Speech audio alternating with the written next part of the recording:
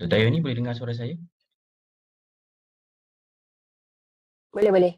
Boleh ya, jelas. Okey, Alhamdulillah. Mm-mm. So, saya dah share screen. Masa pun dah pukul 2.30. Partisipan kita pun dah, Alhamdulillah ramai, ada 51 orang. InsyaAllah kita boleh mulakan ya. Okey. Assalamualaikum warahmatullahi taala wabarakatuh. Salam sejahtera dan salam hormat kepada semua yang hadir.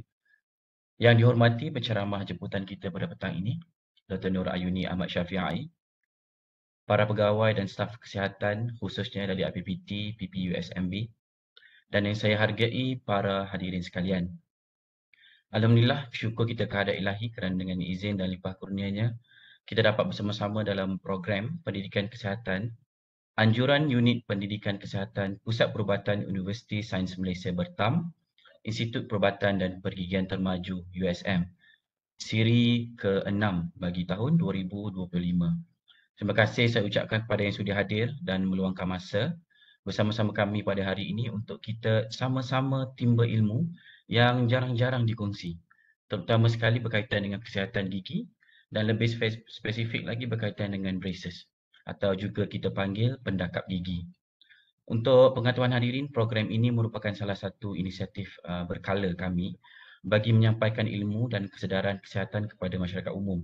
Setiap siri akan menampilkan pakar-pakar dalam bidang kesihatan yang berbeza dan hari ini kita amat bertuah kerana dapat menampilkan seorang pakar dalam bidang ortodontik. Selain itu, kami juga dalam proses untuk mempromosi perkhidmatan awam pergigian dan juga pakar pergigian di IPPT USM ni kerana masih ramai lagi yang belum tahu wujudnya klinik pergigian IPPT. Bahkan penduduk Kepala Batar sendiri dan sekitar kawasan ini pun tak tahu yang kami ada di sini dan menyediakan khidmat pergigian. Untuk ceramah kali ini yang bertajuk rawatan ortodontik, trend atau keperluan. Okey, sebelum itu izinkan saya memperkenalkan penceramah jemputan kita, Dr. Nur Ayuni binti Ahmad Syafiai. Beliau merupakan pakar ortodontik di Pusat Perubatan USM dan juga merupakan pensyarah pergigian di Jabatan Sains Pergigian IPBT USM. Dr. Nur Ayuni memulakan kerjaya beliau selepas memperoleh ijazah sarjana muda pembedahan pergigian dari University of Glasgow pada tahun 2007. Sejak itu, beliau telah berkhidmat di pelbagai klinik dan hospital kerajaan sebelum melanjutkan pengajian dalam bidang kepakaran ortodontik di Universiti Kebangsaan Malaysia dan berjaya menamatkan pengajian dengan Doctor of Clinical Dentistry in Orthodontics pada tahun 2017. Beliau juga merupakan penerima membership in orthodontics daripada Royal College of Surgeons of Edinburgh. Kini beliau giat membimbing pelajar-pelajar pascasiswazah atau postgraduate serta terlibat aktif dalam penyelidikan berkaitan ortodontik, pergigian am dan juga bahan bioaktif. Baik, tanpa kita lengahkan masa, saya dengan sukacitanya menjemput Dr. Nur Ayuni Ahmad Syafiai untuk menyampaikan ceramah beliau hari ini yang bertajuk rawatan ortodontik, trend atau keperluan. Okey, dipersilakan Doktor. Okey. Bismillahirrahmanirrahim. Assalamualaikum warahmatullahi wabarakatuh. Dan selamat petang kepada semua. Terima kasih kepada Tuan Moderator Dr. Muhammad Fathi. Suka jugalah saya perkenalkan kita Dr. Muhammad Fathi ni ialah kita punya pakar ortodontik yang terbaru. Beliau berjaya menamatkan pengajian beliau sebagai dalam bidang kepakaran ortodontik juga. Baru je habis. Alhamdulillah, tahniah Dr. Fathi. So sebelum ni kita ada 3 orang pakar ortodontik, sekarang dah ada 4. Ramai tu ramai. Jadi dan terima kasih juga kepada Unit Pendidikan Kesihatan PPUSMB, IPPT USM memberi saya peluang untuk berceritalah, berkongsi ilmu lah pada sesi kali ini. Jadi kenapa tajuk ni? Saya terpanggil lah untuk actually masih volunteer lah untuk bagi tajuk kali ni, sebab banyak juga patient saya yang datang selalu they have this misconception. Okay, diorang ni datang nanti diorang dalam mata kepala diorang ni diorang kata, oh bila pakai braces ni nak gigi cantik tersusun. Tapi diorang tak tahu betapa renyahnya rawatan ortodontik tu. Okay, dan sepanjang topik pada hari ini, apa yang saya akan sampaikan ialah mostly perkara yang banyak soalan-soalan yang patient saya tanya dan juga perkara yang saya nak patient saya tahu sebelum mereka mendapatkan decision, decide untuk buat rawatan ortodontik ni lah ya. Jadi sebelum saya teruskan, saya nak minta maaf siap-siap kalau tiba-tiba saya duk adjust saya punya tekak ni, batuk sikit hari ni. Dan juga hari ni saya cakap bahasa Melayu lah mostly, bahasa Malaysia. Adalah sikit quote-quote tiba-tiba terlepas cakap bahasa English. Dan of course all the way cakap Penang lah Ana. So kalau aku ada yang tak faham ke apa ke, boleh bagi tahu. I think semua peserta muted kan. Rasanya kalau ada soalan boleh letak dalam chat box. Betul ya Dr. Fatih? I mean that's the way kan. Betul, Kita buat macam boleh tu. So terus. along the way nanti tulis je soalan dekat chat box tu. Nanti towards the end of the session, kita akan tengok dan kita cuba jawab lah mana yang kita mampu jawab. Yang saya tak mampu jawab, saya suruh Dr. Fatih jawab. Okay. InsyaAllah it will be 1 hour punya session, tak ada lama. It will be short and sweet. Sebab yang penting saya nak point-point yang penting tu anda semua dapat. Okay. So the focus of this pendengar, saya harap yang dengar ni ialah orang yang memang nak pakai braces, okay, ataupun parents yang anak-anak dia duk teringin duk tergedik-gedik nak pakai braces, okay. Ataupun orang yang tak ada kaitan tapi this is a good information untuk kita boleh sampaikan kepada orang lain, especially kalau ada juga yang hadir ni adalah pegawai pergigian. Kalau ada patient datang boleh tolong sampaikan dan juga boleh sampaikanlah kepada siapa-siapalah adik-beradik, saudara mara, orang kampung ya. Alright, so kita teruskan. Okay, jadi ini kupasan topik pada hari ini. Okay, kalau kita tengok, of course apa-apa pun saya kena cerita apakah maksud definisi rawatan ortodontik ni.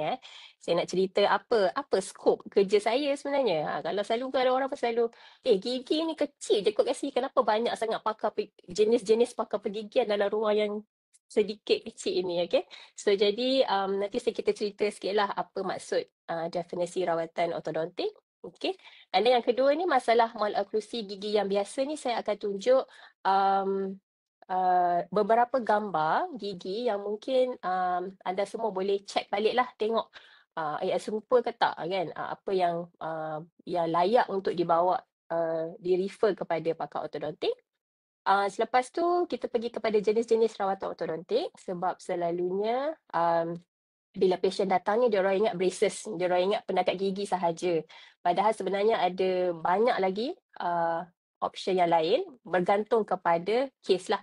Of course yes, memang mostly is braces, tapi ada setengah-setengah case kita akan offer jenis rawatan yang lain juga. Okay. Dan yang keempat, perkara yang perlu dipikirkan sebelum memulakan rawatan. Yang ni sebenarnya nanti dia panjang sikit topik dia. Ini yang saya cakap tadi tu. Ada perkara-perkara yang saya betul-betul nak anda semua lihat. Apa yang tadi kan saya ada sebutkan, rawatan ortodontik ni sebenarnya renyah. Renyah ni susah lah. So nanti saya nak tunjuk apa sebenarnya, apa yang maksud saya renyah tu. Dan yang last kali, mungkin ada pendengar kita hari ini yang duduk di kawasan Kepala Batas Penang, Kedah, tak kisahlah northern area lah, Perlis ke, yang tengok macam okey pula tengok Dr. Ayuni dengan Dr. Fatih ni kan, teringin lah nak buat rawatan lah. Main-main, nanti saya akan tunjuk lah macam mana cara untuk mendapatkan rawatan di sini, okay? Right, insyaAllah.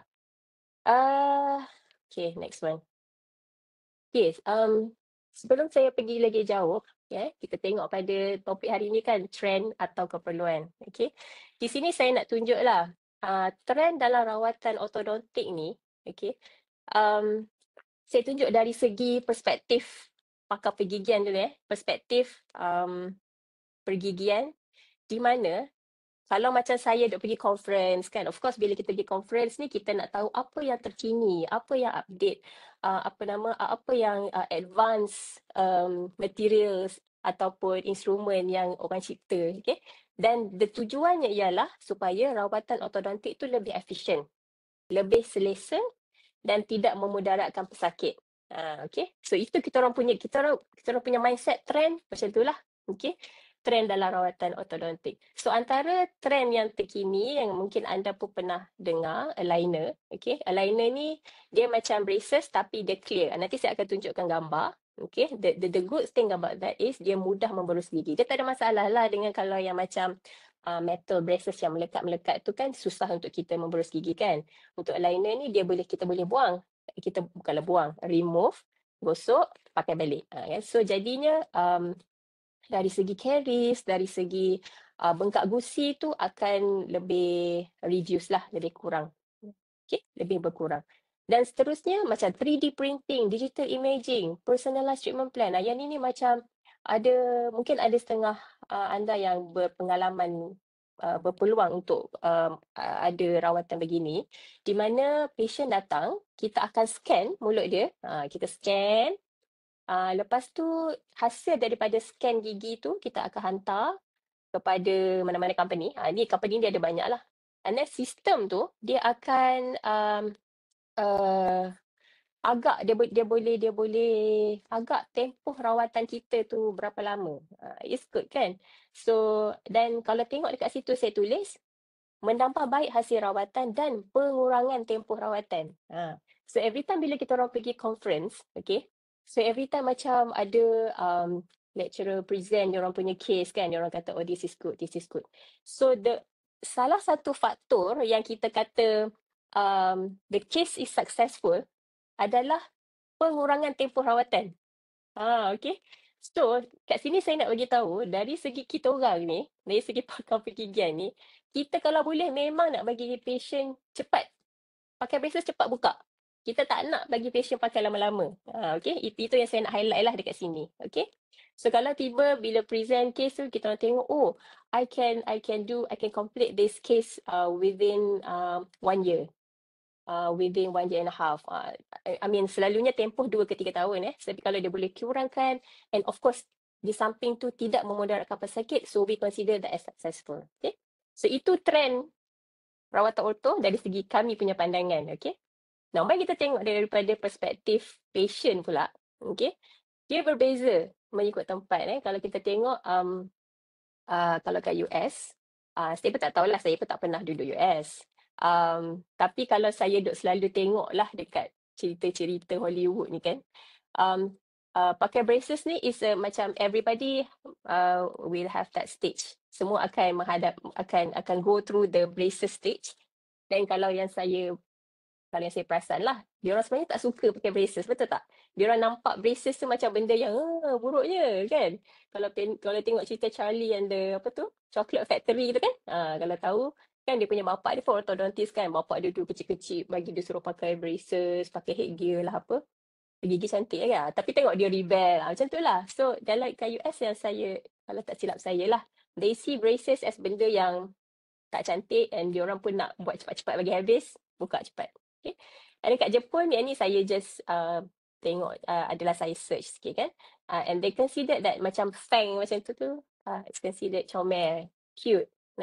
Ini, tapi kalau yang ni, kalau patient saya minta saya buat macam ni, memang saya surrender lah, saya tak mau.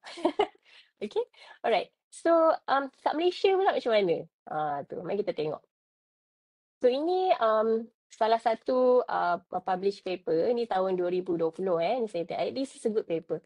Self-perceived orthodontic need, information seeking behavior and knowledge on orthodontic treatment among young Malaysian adults. So, ini adalah, ni questionnaire tau, dia buat on young adults, umur kat sini ditulis dalam 20 tahun. So, dia tengok apakah self-perceived orthodontic treatment need. Maksudnya, macam mana you rate yourself ni perlu ke tak rawatan orto. Okay. So, dia tengok kat sini ni, dia based on ACIOTN scale. Dia adalah skala. Dia akan tengok skala ni. Lepas tu, dia rate diri dia mengikut kepada skala tu. Okay. So, kalau tengok dekat sini, this is interesting. Tengok yang saya highlight merah tu lah. Most of the respondent rated themselves under no treatment need. So, bila dia orang check gigi dia orang sendiri, dia orang kata, lah, kalau tengok dalam skala tu sebenarnya kita orang punya gigi tak perlu pun. Okay. Tapi, tengok, 61.9% reported intention to seek orthodontic treatment. Nak juga, kan? Maksudnya tak perlu, tapi nak juga pakai braces. Okay. Dan lagi satu ni yang ni, many rely on friends as a source of information. Macam tu. So, nak ikut kawan. Alright. So, ini saya, maybe ini benda yang mungkin unit perkhidmatan pergigian perlu lebih tackle lah, maksudnya kita kena lagi bagi enhance lah this knowledge untuk kepada patient. Sebab selalunya mungkin tak sampai dah patient ni tak suka jumpa dentist, betul tak? So bila tak jumpa dentist, dia tak dapat information yang sebetulnya. Okay. And this is another good paper. Okay, to assess the knowledge, awareness and perception of non-dentists offering orthodontic treatment and mana-mana. Okay, ini lagi satu, dah lah tadi. Okay, tadi sepatutnya tak payah pakai braces, tapi nak pakai juga. Okay, so yang ni cerita dia, apa persepsi dekat Malaysia ni pula, sebab dia punya demand of nak pakai braces tu banyak. Mulalah start, dia orang offer, dia orang ni bukan dentist, panggil fake braces lah, ya, mudahnya. So dia offer rawatan ortho ni pada patient-patient yang adults ni kan. So kalau tengok kat sini, lower cost emerge as the predominant motive for opting for non-dentist ortho treatment, followed by waiting list panjang. Okay, so satunya faham jugalah, kadang saya mungkin di kementerian punya klinik, dia punya waiting list tu agak panjang. Maksudnya mereka ni memang perlu untuk pakai braces, tapi waiting listnya panjang, betul. Yang keduanya ialah, kita pun semua pun tahu bahawa orthodontic treatment ni dia punya cost dia memang tinggi. Cumanya itulah, I mean sometimes I'm trying to understand lah apa dia punya hype yang cantik sangat tu sebab apa dekat sebab ada patient saya yang datang, even yang kes-kes yang dah pakai braces dah ni, bila saya tengok semua dah cantik dah, gigi semua dah rapat, midline cun. So saya kata kat patient, ni next appointment kita boleh buka dah lah braces ni. Doktor tak nak lah, tunggulah dalam 2 kali visit boleh. Kenapa? Ada kenduri doktor. Saya ni fikir, kalau nak kenduri, of course you nak gigi you nampak cantik kan? But from their perspective, ada besi dekat gigi tu lagi cantik daripada tak ada. Macam, okay. You know? So I mean, betul lah, beauty is in the eye of the beholder kan. Beauty ni subjektif. Ada orang nampak macam ni cantik, ada orang nampak macam ni tak cantik. So sometimes tak apalah. Bila dah patient, sebab patient ni, bila dah kita dah jumpa selalu sampai 2-3 tahun, dah jadi macam member. So itulah. Alah, saya layan jugalah kadang-kadang tu, tapi dia kata tak boleh ni, lepas ni dah kena buka lah So it is something yang saya faham jugalah, mungkin ikut kawan, and they perceive pakai braces ada metal dekat gigi tu adalah comel. Okay? Baru nak masuk topik. Right? So kita pergi kepada topik 1, definisi rawatan ortodontik. Okay? Rawatan ortodontik ni apa? Ianya adalah melibatkan pembetulan susunan gigi yang tidak teratur atau masalah ketidakseimbangan saiz antara rahang dan gigi. Okay, kalau tengok kat sini, ada 2 keywords kat situ lah, rahang dan juga gigi. Okay, so gigi kita ni walaupun dia punya kedudukannya, faktor maloklusi tu satu mungkin datang daripada gigi saja, ataupun dia boleh datang daripada sebab kedudukan rahang pun salah, ataupun dia boleh jadi dua-dua, ataupun dia boleh jadi masalah soft tissue. Ada banyak faktor lah, okay? Tapi dia punya ketidakseimbangan tu yang kita cuba untuk betulkan, okay? Dan tujuannya kalau tengok kat sini, meningkatkan fungsi dan penampilan kesihatan oral, susunan gigi dan rahang. And kalau tengok kat sini, saya highlight kat sini, tujuan utama dia ialah menambah baik fungsi. Fungsi apa tu? Fungsi makan, fungsi bercakap, fungsi dan ataupun boleh juga yang melibatkan untuk kita nak mengelakkan daripada gigi tu jadi lagi lebih rosak, macam tu. Okay, so itu tujuan utama. Dan kalau tengok second one, baru kita cakap pasal penampilan kesihatan oral, susunan gigi dan rahang. And bila kita cakap pasal penampilan ni sebenarnya, dia adalah ini sebenarnya lebih kepada refer kes-kes yang ada craniofacial deformity. Okay, contohnya macam ada sindrom, ada kes yang ada sindrom ataupun yang macam sumbing kan. So memang ataupun dan juga ni kedudukan rahang yang mungkin dia punya rahang bawah dia terlampau ke depan ataupun rahang atas dia terlampau ke depan. Dia macam it's too extreme yang dia tak nampak normal dari segi luar. Itu yang kita maksudkan tujuan untuk menambah baik penampilan kesihatan oral. Okey. Sebenarnya lebih kepada yang tu lah. Alright. Dan tapi kalau tengok daripada third statement tu, rawatan ortodontik semakin popular, menunjukkan kesedaran masyarakat akan kebaikan rawatan tersebut. Yes, partly yes. Tapi lagi satu, itulah, or is it just a fashionable trend? Okay. Okay. Ini yang saya nak cerita. Alright, setiap kali pesakit datang ke klinik gigi dan kata, "Okey doktor, saya nak pakai braces." Okay. So bila doktor check diorang punya gigi, kita akan rate diorang punya malocclusion. Malocclusion tu maksudnya susunan gigi itulah mengikut kepada skor ni, IOTN score, Index of Orthodontic Treatment Needs, keperluan rawatan ortodontik. Okay. Dia ada dua komponen, satu estetik komponen, ya, yang bawah ni. Satu lagi dental health component. Okay. Ini saya tunjuk estetik komponen je lah dulu. Alright. Selalunya yang dekat klinik yang pakar pakai dan juga doktor gigi pakai ialah dental health component. Dia lagi panjang lah, lagi dia punya list dia memang lagi banyak, dia punya karakter dia lagi banyak. Yang memang kita kena hafal, tapi selalunya kita orang dah tahulah, senang je sebenarnya. But basically, dalam estetik komponen ni, kalau kita tengok dalam gambar ni, dia ada 1 sampai 10. Okay. So, itulah mungkin masing-masing boleh muhasabah diri jugalah kot tengok, ambil cermin, tengok kita masuk dalam kategori mana Alright, 1 ke 4 no treatment need, 5 to 7 moderate treatment need, macam borderline gitu. 8 ke 10 tu memang doktor kata memang berbaloi sangatlah untuk pakai braces ni. Okay. Kalau dental health component, dia ada 5. Okay, 1, 2 no treatment need, 3 borderline, group 4 and 5 ni definite treatment need. Okay, so selalunya kalau mungkin ada yang pernah biasa pergi di KKM kan, kliniknya, ni kalau tak silap saya lah saya tak pastilah, mungkin dulu saya tak pastilah sekarang masih apply ke tak. Hanya pesakit yang under group 4 and 5 dental health component sahaja yang akan dirujuk kepada pakar ortodontik. Okay, sebab even that pun memang waiting list banyak kan. So apatah lagi kalau kita memang buka untuk semua orang, memang tak lah kan. So that's why kita memang fokus kepada those yang memang betul-betul memerlukan sahaja. Okay. So tadi yang study yang saya tunjuk tadi tu, yang awal tadi tu, yang saya kata self persist tu, dia orang tunjuk gambar ni lah. Dia tunjuk gambar yang estetik ni lah. So bila dia orang tengok, dia kata maksudnya most of them memang rate themselves 1 ke 4 sahaja. Okay. Tapi of course gambar ni still ada indeks yang estetik komponen ni still ada limitation lah. Ada juga setengah jenis malocclusion yang tak tertera. Maksudnya macam katalah gigi depan terbuka ke kan, ataupun dia punya lower jaw dia ke depan ke. So dia ada banyaklah limitation juga. Tapi this is actually like apa yang perlu digambar, yang orang kata generally boleh digambarkan lah dengan gigi seseorang. Okay. I hope that clears. Okay.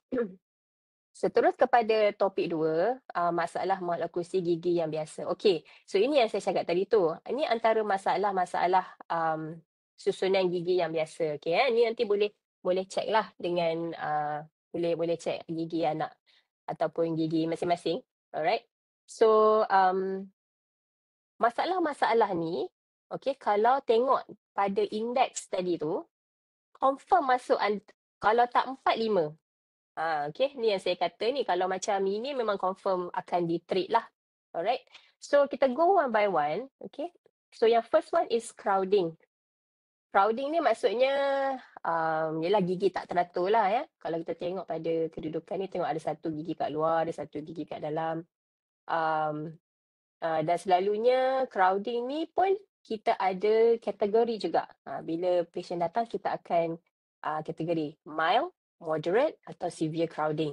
Sebab kategori tu akan menentukan sama ada dia punya treatment plan dia melibatkan cabut gigi ke tak. Macam tu.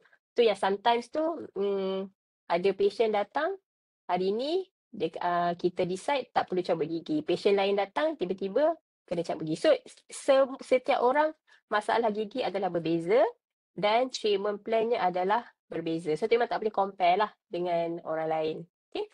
Okay, spacing ni pula. Spacing ni kalau tengok kat sini is quite severe spacing kan. Spacing ni ada dua kemungkinan lah. Kalau takat spacing yang sikit-sikit tu tak.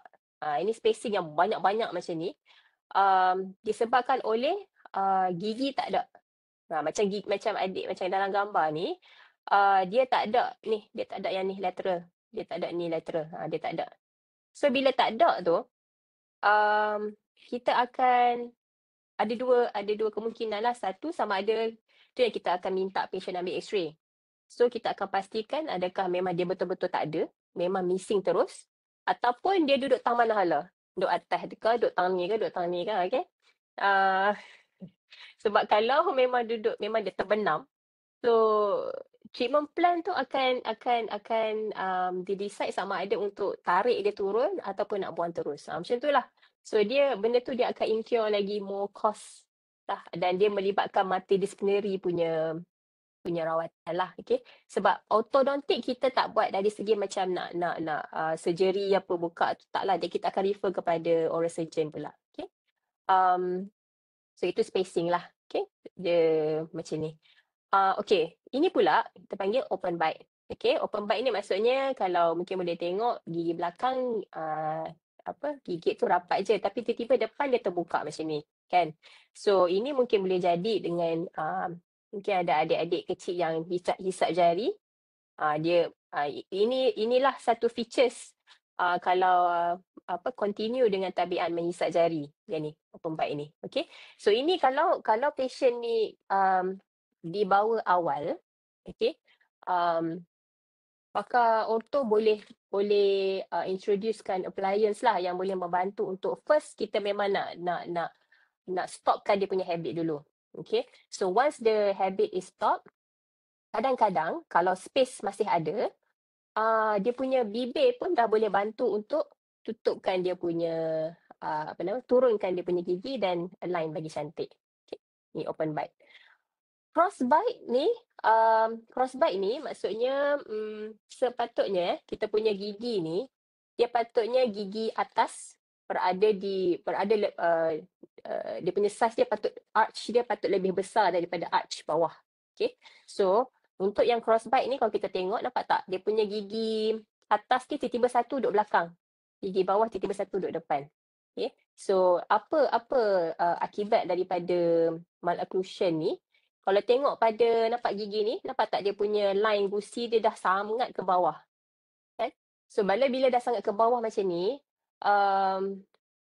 ini kita panggil trauma lah. And kalau biar lama dan gigi tu gusi tu makin menyusut, tak ada tisu yang akan sokong gigi tu dalam lama goyang. Okay, so ini pun salah satu kita panggil intersective treatment, boleh treat awal, di mana kita akan cuba untuk tolak gigi yang atas ni berada di luar. Okay, so selalunya kalau dah ada sampai tahap macam ni kan, to be honest, susah juga untuk kita nak gusi tu nak bagi naik balik tu susah lah. Alright, so what happen is dia macam bila kita buat rawatan tu, kita akan prevent dia from getting any worse. Okay, tapi kalau betul nak naikkan juga tu, nanti dia cerita lain pula lah. Okay, the next one is increase overjet and overbite. Okay, ini just terma lah ya, saya nak ajar terma malocclusion pada patient. Sebab kadang dia orang sebut underbite, overbite, tapi what they mean is overjet. So saya nak ajar lah overjet ni. Okay, overjet dan overbite ni, kita refer kepada kedudukan gigi depan di atas dan juga kedudukan gigi bawah yang depan. Okay, so overjet is dia punya jarak antara gigi atas dan gigi bawah dari segi horizontal. Okay, macam ni. So itu overjet. So maksudnya mungkin kalau bahasa biasa kita panggil macam jongang lah, overjet. Increase overjet, jongang sebab dia ke depan. Okay, sebab tu kalau tengok pada next gambar ni, saya tulis reverse overjet, maksudnya dia terbalik macam tu kan. Okay, overbite pula, okay, dia refer kepada the overlapping of the upper and lower. Overlap, itu overbite. Okay. So untuk overjet tu, dia punya selalu memang kita measure lah. So the measurement tu sepatutnya dalam 2 ke 4 milimeter. That would be normal, ideal. Okay. And overbite pula selalunya dia dalam the lower should covered about 30% macam tu. 30% of the whole crown. 30% perlu ditutupi oleh apa incisor. Macam tu lah. Okay. So macam kat sini kalau kita tengok gambar ni, increase overjet, so kita nampak dia ni kita tak nampak lah sepatutnya. Kalau nak tahu increase overjet tu, kita kena tengok daripada tepi kan, baru nampak dia ke depan tu. Okay. And of course increase overbite tu yes, sebab tengok gigi bawah dia langsung kita tak nampak kan. Okay. So di pasal overjet macam yang saya cakap tadi lah. Alright. Okay. Saya harap so far masih bersama saya dia faham. Okay, seterusnya rahang gigi. Okay, ini yang saya cakap tadi tu. Walaupun selalu orang fokus kat gigi tau. Okay. Sebenarnya ada setengah orang, dia kenapa kedudukan gigi saya macam ni doktor? So bila tengok balik, oh dia punya rahang pun tak betul. Okay. Kalau kita tengok, ini kita panggil class 1. Kita tengok ini rahang atas, ini rahang bawah. Nampak tak dia macam lebih kurang sama je dia punya line ni kan. So bila berjadi macam ni, susunan gigi pun cantik lah kan. Alright. So bila class 2 pula, nampak ni dia punya lower jaw dia ke belakang. So, bila lower jaw dia ke belakang, of course lah gigi atas tu akan nampak macam sangat ke depan. Dan sama jugalah macam yang class 3 ni pula, dia punya lower jaw dia ke depan. So, cuba tengok yang gambar hitam ni adalah apa yang kita akan nampak pada patient yang profile dia.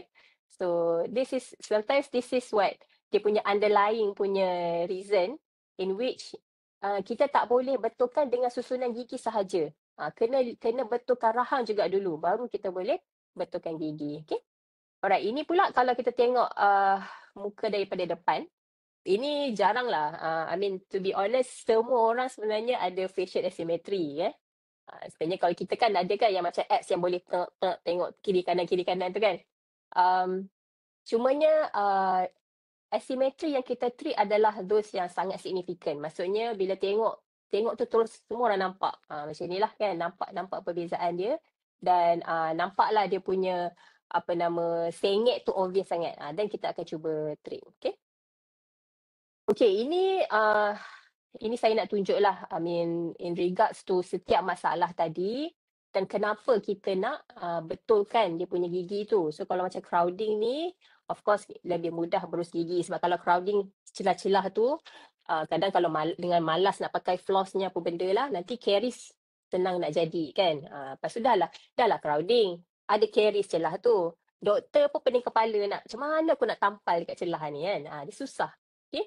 And then overbite, overjet, reverse overjet ni lebih mudah lah untuk patient menggigit makanan. Okay, kalau nampak tadi yang overbite tadi kan, open bite tadi tu yang terbuka besar tadi tu, buatnya kalau nak makan mi, macam mana nak gigit tu? Kan, betul tak? Dia orang kena pakai gigi belakang. So, bila kita betulkan, dia akan lebih mudah lah untuk ngap makanan tu. Okay. Deep bite, cross bite, macam saya cakap tadi, menghindari daripada kerosakan gusi atau lelangit. Spacing macam saya cakap tadi, takut kot memang ada gigi terbenam. Dan bila masalah dengan gigi terbenam ni, sometimes dia boleh jadi infection. So itulah yang kita selalu nak check tu. But sometimes ada je yang orang biar je gigi tu duk terbenam kat dalam tu sampai bila. Ya, betul.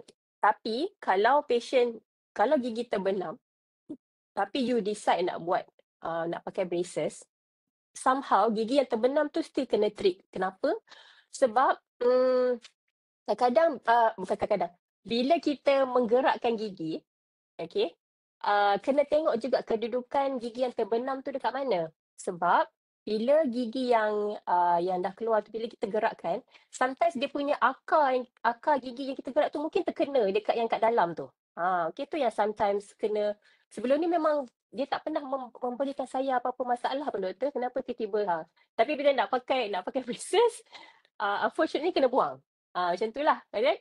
And rahang gigi tadi macam saya cakap, dos yang ekstrim lah, yang ke depan sangat. And dia mudahkan proses untuk kita pakai pendekat gigi. dan dia kurangkan relapse. Nanti terma-terma relapse semua ni nanti saya akan cerita apa maksud dia dekat ujung nanti. Okey. Okey so far faham saya cakap. Okey, okey ini tunjuklah like ke apa sikit. Nampak dah. Okey, good. Alright. Sebab saya macam cakap seorang pula kat sini. Alright. Rawatan interseptif awal untuk kanak-kanak sekolah rendah. Yang ni yang saya cakap tadilah. Alright. Kalau macam based pada gambar yang saya tengok tadi okey, selalunya braces ni kita pakaikan pada gigi kekal. Okay. So gigi kekal ni selalunya umur 13 tahun ke atas, budak sekolah menengah lah. Alright. Tapi kalau untuk kanak-kanak sekolah rendah, kita panggil mixed dentition. Mixed dentition ni dia ada campur gigi susu ada, gigi kekal ada. Kalau kita tengok dia punya case tu memang memerlukan rawatan segera, kita memang akan buat. Tapi itulah ikut pada doktor lah. Nanti dia akan ceritalah apa appliance yang sesuai, apa perkara yang ada je yang pakai braces awal pun tapi tengok case. Ini yang tu saya tak nak cerita lebih lah. Kalau unsure, just bawa je lah datang jumpa doktor gigi dan kita akan tengok. Okay. So kalau rasa macam tak sure tu just bawa mai lah. Alright. Okay. Seterusnya. Topik 3, jenis-jenis rawatan ortodontik. Apa jenis-jenis yang ada ni? Saya rasa yang ni quite interesting juga. Okay, ramai jugalah yang nak tahu Okay, mari saya tunjuk. Okay, macam tadi kan saya kata dia ada dua. Satu kita nak betulkan gigi ke, kita nak betulkan rahang. Okay, so kalau kita nak betulkan gigi, dia ada dua appliance lah. Satu appliance tetap, satu lagi appliance boleh tanggal. Appliance tetap tu appliance yang melekat pada gigi. Braces lah. Lalu orang panggil pendekat gigi. Okay. So ini jenis-jenis yang ada. This is conventional. This is ceramic dan juga self-ligating. Nanti saya cerita ada lagi. Ini yang paling hardcore lah. Ini rasanya tak tahulah ada orang tahu ke tak ni. Lingual ortodontic. Sekali lagi jadi trend pula Lingual ortodontic ni, braces ni dia pasang belah dalam tau. Dia macam tiba-tiba je kau nampak gigi dia macam cantik dia macam tu. Tapi tak tahu. Tapi ini memang sangat mahal dan saya sendiri pun tak pernah buat dan saya pun tak berani sebab saya rasa susah.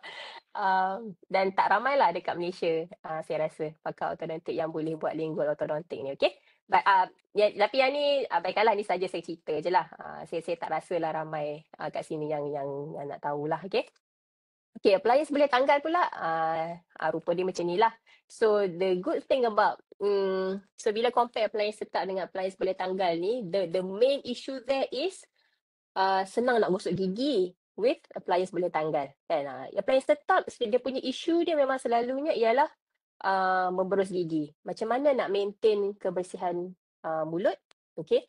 Dan sebab dia fix, so bila patient duk makan lah apa tercabut, dah masalah. Okay. Appliance boleh tanggal pula yang bagusnya ialah itulah kita boleh gosok gigi tetapi ada certain movement gigi yang tak boleh buat. Appliance tetap je yang boleh buat. Macam tu lah. Sebab tu dia ikut case by case. Doktor akan sarankan lah mana yang sesuai untuk case tuan dan perempuan. Okey, ini antara satu soalan yang selalu saya dapat lah daripada patient saya. Dia orang macam tak sure, doktor nak yang mana ni. Okay, jenis appliance tetap braces. Okay, ini ada dua. Okay, conventional bracket, self-ligating bracket. Okay, setiap satu ni ada dua. Dia conventional bracket ada juga yang jenis metal, conventional bracket ada juga yang jenis ceramic. Okay, self-ligating bracket pun ada jenis metal, ada jenis ceramic. Bila saya sebut ceramic ni, maksudnya dia color putih tau, dia macam ni. Yang ni. Ceramic ni maksudnya dia color putih. Dia tak color grey macam ni lah. So supposedly dia lebih estetik lah kan. Sebab dia tak nampak macam pakai braces gitu. So apa perbezaannya? Okay, mari saya cerita. Kalau conventional bracket, bila kita letak bracket, wire ni kita akan secure dengan getah. Okay, ini yang color warna-warni ni getah. Okay. Compare dengan self-ligating bracket, dia punya bracket ni, dia tidak memerlukan getah untuk secure the wire. what happen is bracket ni dia ada macam kita ada special instrument. Okay. Dia macam tekan macam tu and yang saya tak patut saya ambil gambar. Dia punya bahagian depan ni dia akan pluk turun macam ni. Tak. Naik atas. Dia pluk terbuka. So dia terbuka lah ruang untuk letak wire. Okay. So lepas tu doktor akan letak wire. And then dia macam klik dia tutup. So sebab tu self-ligating bracket ni kalau tengok kat sini dia tidak memerlukan getah untuk tutup. Okay, now bila jadi macam ni, okay, ada yang sebab tu selalunya self-ligating bracket ni bila dia market dia produk, dia akan kata self-ligating bracket ni dia lebih mencepatkan pergerakan gigi. Sebab apa? Sebab kalau dengan getah ni, kalau kita tahu getah kan dia rubber kan. So friction dia tinggi. Okay. So compare dengan kalau yang macam ni dia macam dia tak ada. Dia tak ada yang macam tolong pegang. So supposedly dia frictionnya rendah. Okay. Sebenarnya kalau untuk pakai conventional dia ada je cara lain untuk mengurangkan friction ni. Kadang kita letak wire ligature. So bila wire ligature tu dia punya frictionnya lebih rendah. Okay. So tapi yang ni terpulang lah. Ini bagi saya terpulang pada masing-masing. Cumanya self-ligating ni dia lebih mahal satu. Yang keduanya, kalau patient yang pandai jaga kebersihan mulut tak apa. Tapi ini buatlah kalau patient tu jenis yang malas nak gosok gigi. Okay, plug dengan calculus banyak dekat keliling tu. So nanti kadang-kadang doktor ada masalah untuk buka slot tu sebab plug gigi, karang gigi dia melekat kat keliling tu. So last patah, rosak dan kena ganti yang baru. Selalunya saya ada masalah tu lah with self-ligating bracket. Okay. So to be honest, bila kalau kata dari segi tempoh rawatan, ada study yang mention tak ada significant difference pun dari segi tempoh kan. Maksudnya conventional self-ligating tempoh rawatan lebih kurang sama saja. Tapi inilah dia apa-apa pun bagi saya bergantung kepada preference patient, bergantung kepada preference pakar ortodontik tu juga. Sometimes memang dia ada. Saya suka conventional. Ada orang yang memang suka self-ligating. Okay, macam itulah. I hope that clears lah. Sebab ini banyak juga soalan yang saya dapat lah daripada patient sama ada nak pilih yang mana. Seramik tu, yang colour putih ni kan, dia lagi satu saya nak cerita. Seramik ni dia lagi keras. Dia lagi keras daripada enamel, daripada kita punya lapisan gigi ni tau. Okay. So what happen is kalau tak hati-hati, kalau tengok dalam gambar ni kan dia letak atas dia tak bawah. Kalau tak hati-hati, sometimes bracket tu sebab dia terlampau keras, bila dia kena dekat gigi bawah, dia boleh menghakiskan gigi bawah. Macam tu. Tapi tak apalah, yang tu nanti selalunya doktor tu akan cerita lah. Dan satu lagi, aesthetic bracket seramik ni okey je. Selalunya maintain jugalah dia punya keputihan tu kan. Itulah, tapi nak katalah diet orang Malaysia ni banyak je. Kita punya diet banyak makan kunyit. So sometimes ada jugalah jadi warna kekuningan-kuningan sikit kan. So I'm not sure lah whether it is aesthetic enough. But of course we can try lah Boleh, tak ada masalah. Cuma apa tu saya cakap. Okay, next one is tadi yang melekat So ini jenis appliance boleh tanggal pula, right? Okay, antara contoh dia membetulkan crossbite, merapatkan spacing. Okay, ini case yang selalunya bila datang, case yang tak susah sangat. Kadang ada juga yang jenis yang mungkin dulu dia dah pernah pasang braces. Lepas tu dia tak pakai retainer. So dia punya gigi dia macam ke depan. So kadang ada case-case yang kita tak perlu pun letak braces balik. Kita boleh je pakai pliers macam ni. Kita boleh tarik. Okay. Cuma dia punya pergerakan gigi tu dia limited. Okay. Tapi jangan risaulah. Yang ni macam you will be given that choice. Kalau case you tak perlu pakai pliers boleh tanggal, doktor takkan recommend lah. Jangan risaulah. Tapi ini cuma saya nak cerita. Benda-benda ni ada. Ada je option yang lebih murah. Okay. Okay, ini yang saya cakap yang updated tadi tu. Jenis appliance boleh tanggal. Okay, ini aligner. Dia melibatkan intraoral scanning, digital planning, what happen is, pesakit perlu tukar set aligner berlainan setiap 2 minggu. Gitu. Jadinya, ini memang 100% success factor comes from patient. Ni kalau tak jadi memang pesakit punya masalah lah. Mungkin seronok jugalah dari segi dari untuk kita orang kan. So kita boleh salahkan patient je all the time. Adalah gurau je. Okay. Setiap 2 minggu dia kena tukar set aligner yang baru. Macam tu. So kes macam ni selalunya kita bagi untuk kes yang patient yang susah nak datang appointment. Tapi bear in mind sangat mahal. Aligner ni sangat mahal lah. Um, Bergantung kepada brand. Dan juga keterukan malakrusi kita. Kalau macam jenis yang sikit-sikit je tu mungkin tak mahal sangat lah. Tapi kalau jenis yang memang banyak nak kena macam kes macam ni kan, memang mahal lah. Mahal tu when I talk about mahal, mungkin boleh cecah puluh ribu. So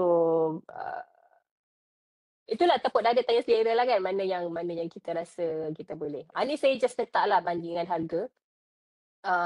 Start with removable, of course paling murah, conventional. Self ligating dengan ceramik. Ceramik pun selalunya dia higher end. Selalunya ceramik lebih mahal daripada metal punya bracket lah. Okay?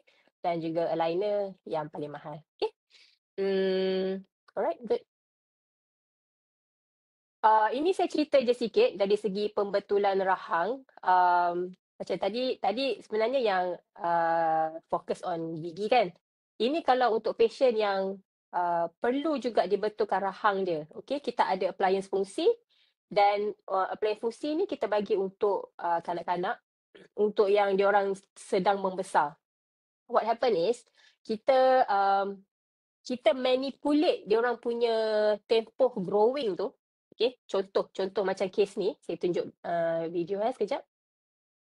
Okay, kalau tengok gambar ni, dia punya lower jaw dia ke belakang. Okay, so kita akan letak appliance yang akan menyebabkan dia punya lower jaw dia ke depan dengan harapan sebab dia tengah growing. So kita macam tolong guide kan dia punya lower jaw dia pergi ke depan. Okay, so itu untuk kanak-kanak lah.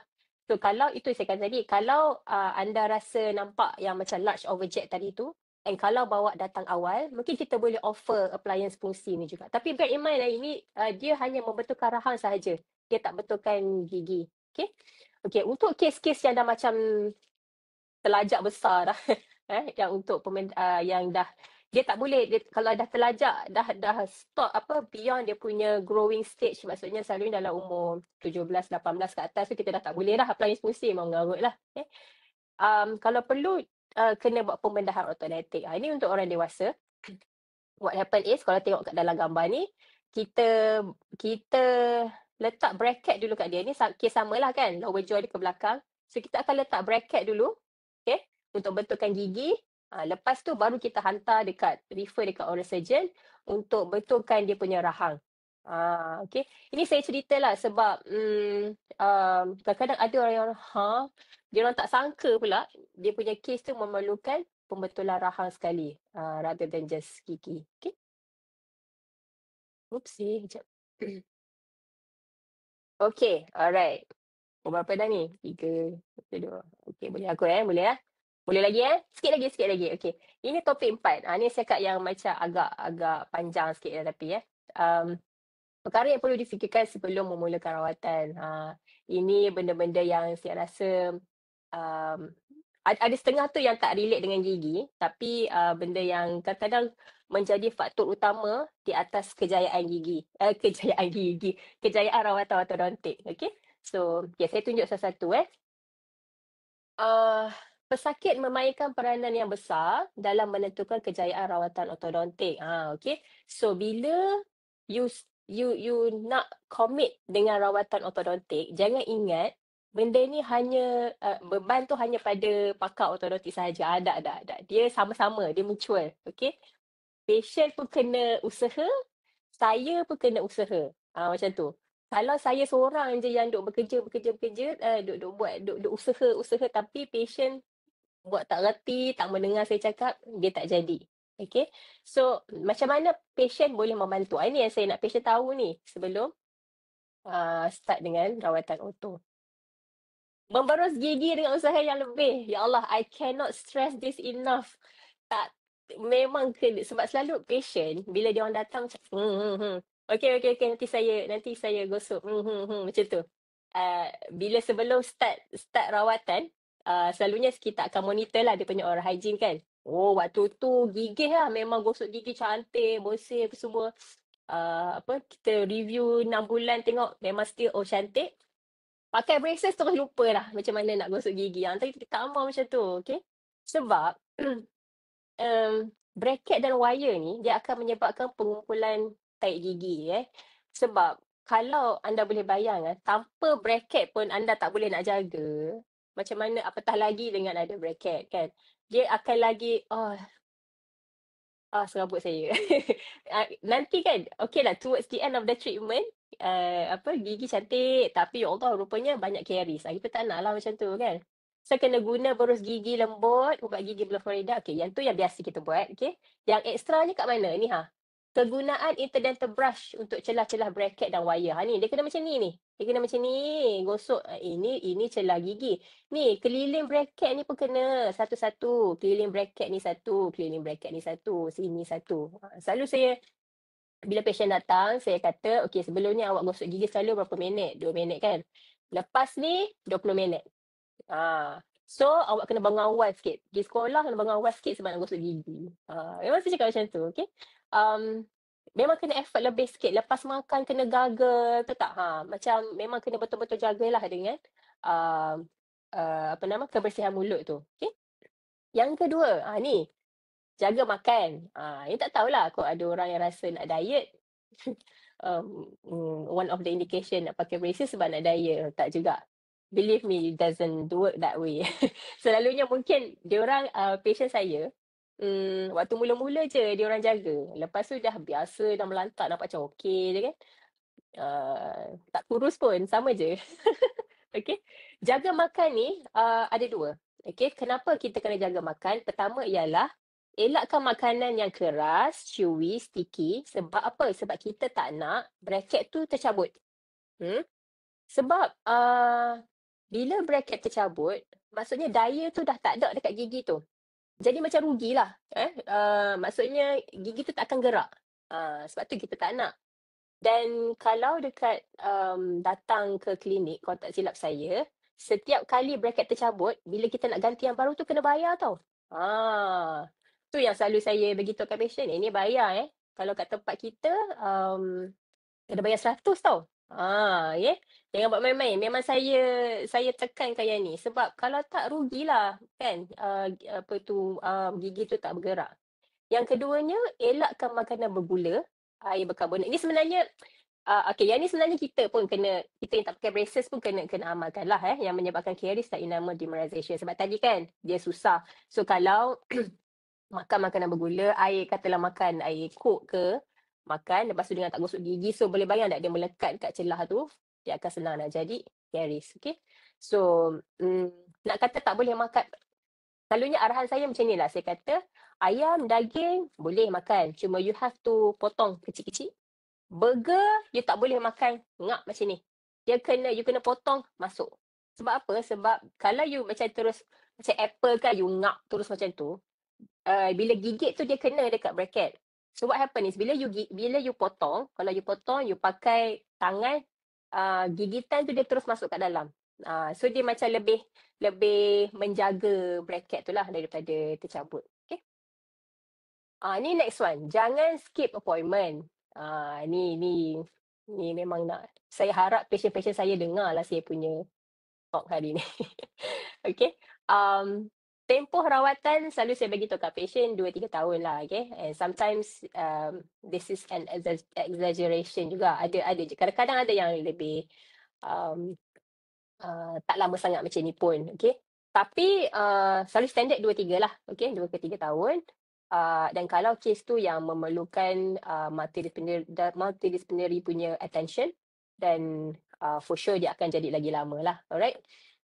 Dan bila pasang braces ni, dia tak macam rawatan scaling, filling kan. Datang-datang je, habis. Tapi dengan braces tak. You kena datang setiap selalunya appointment kita bagi 4 ke 6 minggu. Okay. Sebab that is the optimum time untuk gigi gerak. Ni lagi satu yang nak nak bagi tahu. Jangan expect hari pertama pasang braces, gigi tu terus cantik. Tak. Okay. Memang slow gila gigi gerak sebenarnya. Paling laju pun 1 mm. 1 mm. 1 mm sebulan. Itu paling laju. Okay. So jangan expect dia ni. Memang kena sabar. Pakai braces ni memang kena sabar. Dan kalau kita pun tak adalah strict sangat. Kita pun faham kadang-kadang patient ni ada exam ke, kan, ada kenduri ke, pergi holiday ke. Jangan tak call minta tarik appointment yang baru. Okay? Sebab kadang-kadang kita takut kita pun termiss juga patient tu. So kita tak nak lah. Sebab apa? Kenapa kita arrange 4 to 6 weeks tu? Selalunya waktu tu adalah masa yang paling optimum untuk gigi gerak. Okay. So kalau if you go beyond 6 weeks tu, okay, you tak datang balik untuk kita ganti wire baru ataupun pakai aksesori lain apa semua ke. So gigi tu dia macam lepas 6 weeks kan, dia dah stop. So dia tak ada dah nak gerak lain dah. Macam tu. So rugilah. I'm not sure whether you understand. So sebab kita ni kalau boleh kita nak continuous movement of the gigi. That's why kena datang selalu so that kita boleh datang je kita apply force. Datang je kita apply force. Tapi ini kalau macam you datang sekali force tu pun dia somehow dia akan degrade. Dia tak adalah continuous punya ni. So that's why you need to come every 4 and 6 weeks untuk tengok the monitor the tooth movement.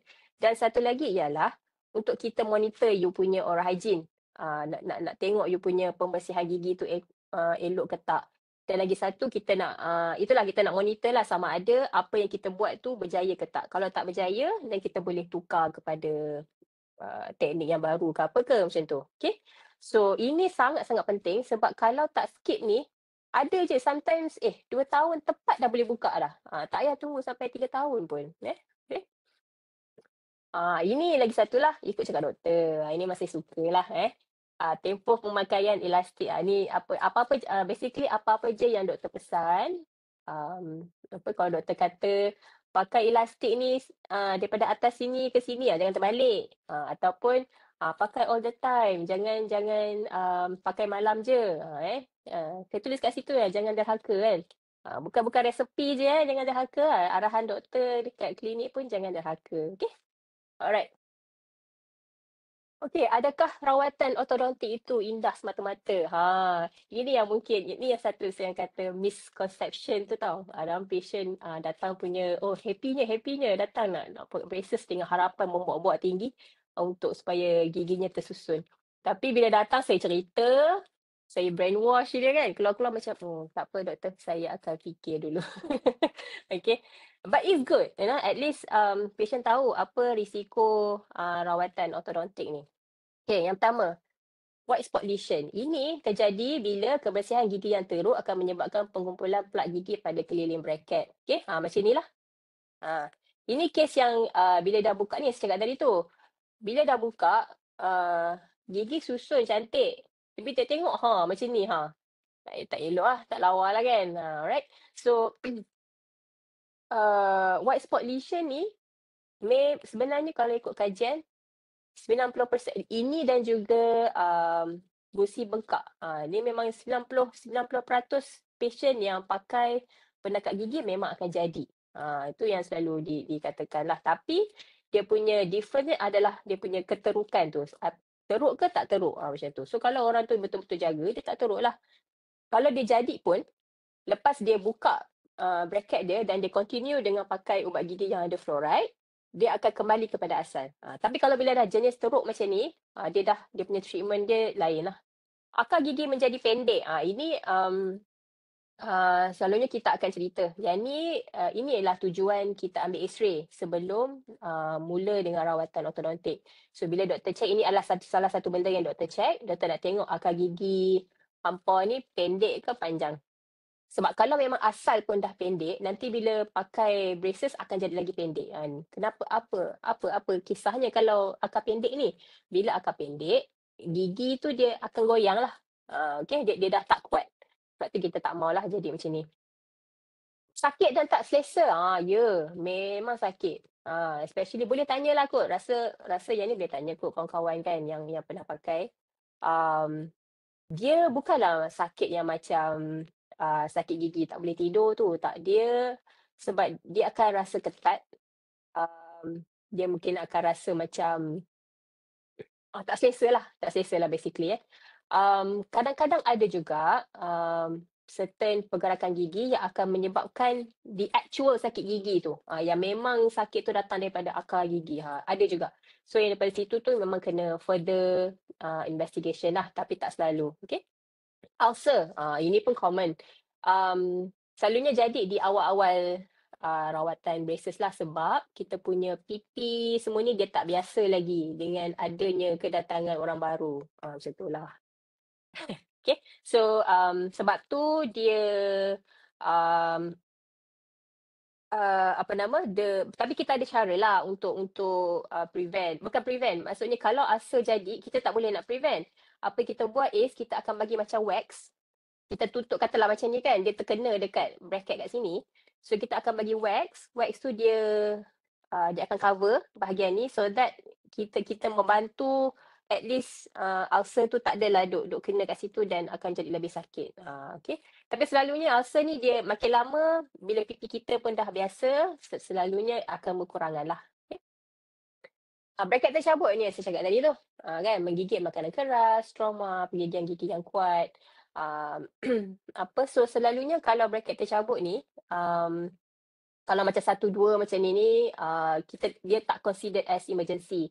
Maksudnya you tak perlulah nak macam, doktor boleh datang sekarang tak? Bracket saya baru tercabut 2 minit tadi. Tak.